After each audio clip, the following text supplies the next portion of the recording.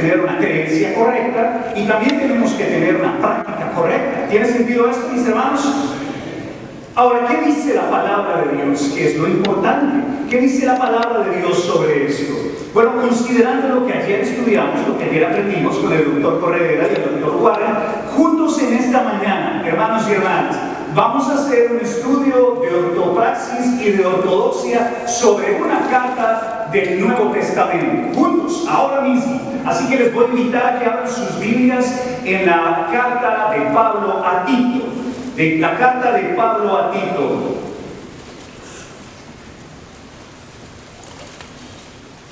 Y quiero que se concentren porque vamos a leer la palabra de Dios. Vamos a leer la palabra de Dios y vamos a leer toda la carta de Tito ahora mismo. ¿Están conmigo, mis hermanos y hermanas?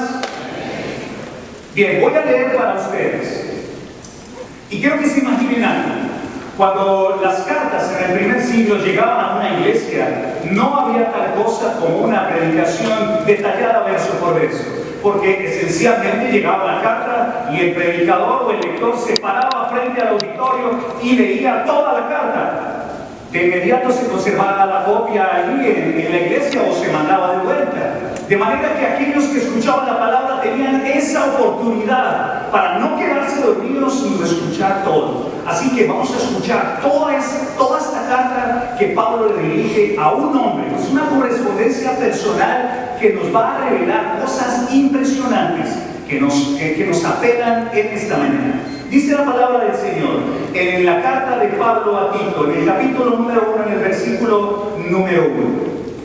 Pablo, siervo de Dios y apóstol de Jesucristo, conforme a la fe de los escogidos de Dios y el conocimiento de la verdad que es según la piedad, en la esperanza de la vida eterna, la cual Dios, que no miente, prometió desde antes del principio de los siglos y a su debido tiempo manifestó su palabra por medio de la predicación que me fue encomendada por mandato de Dios nuestro Salvador.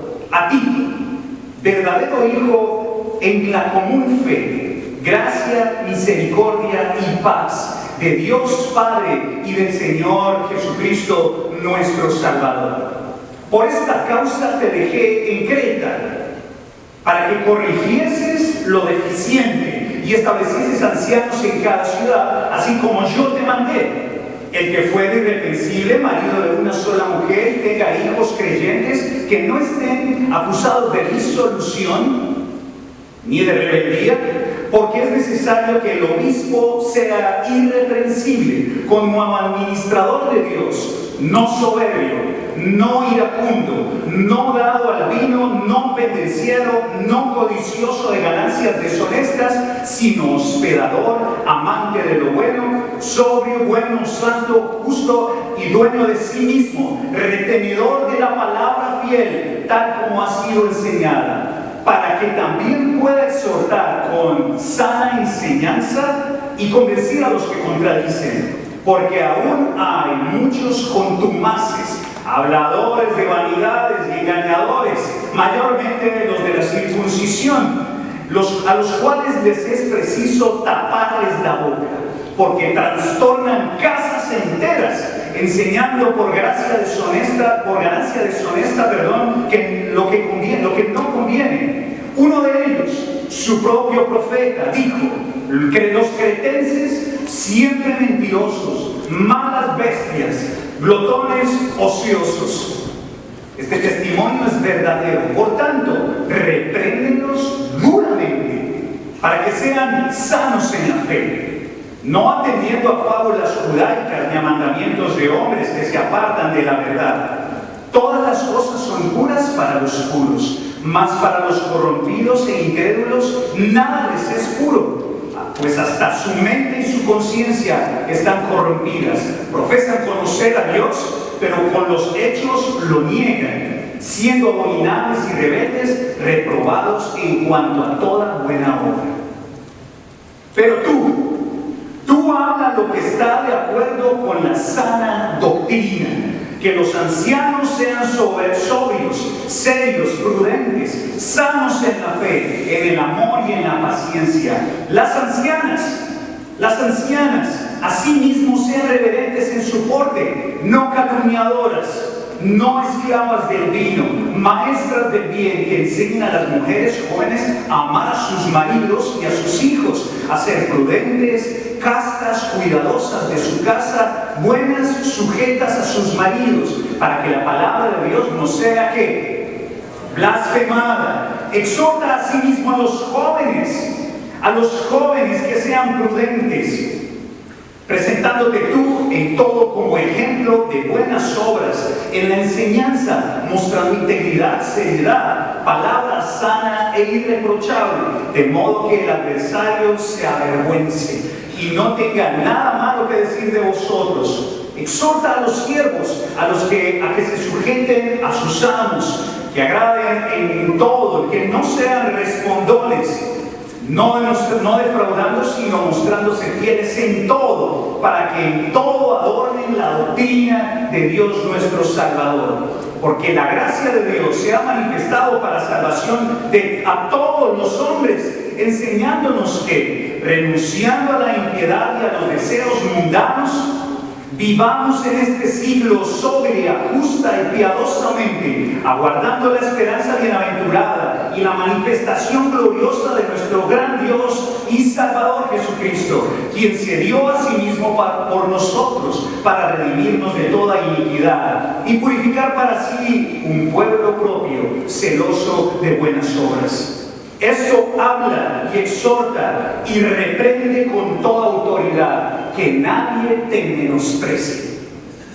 Recuérdales que se sujeten a los gobernantes y autoridades, que obedezcan, que estén dispuestos a toda buena obra, que a nadie difamen, que no sean pendencieros, sino amables, mostrando toda mansedumbre para con todos los hombres, porque todos nosotros también éramos en otro tiempo insensatos, rebeldes, extraviados, esclavos de concupiscencias y de deleites diversos, viviendo en malicia y envidia, aborrecibles y aborreciéndonos unos a otros. Pero cuando se manifestó la bondad de Dios nuestro Salvador y su amor para con los hombres, nos salvó.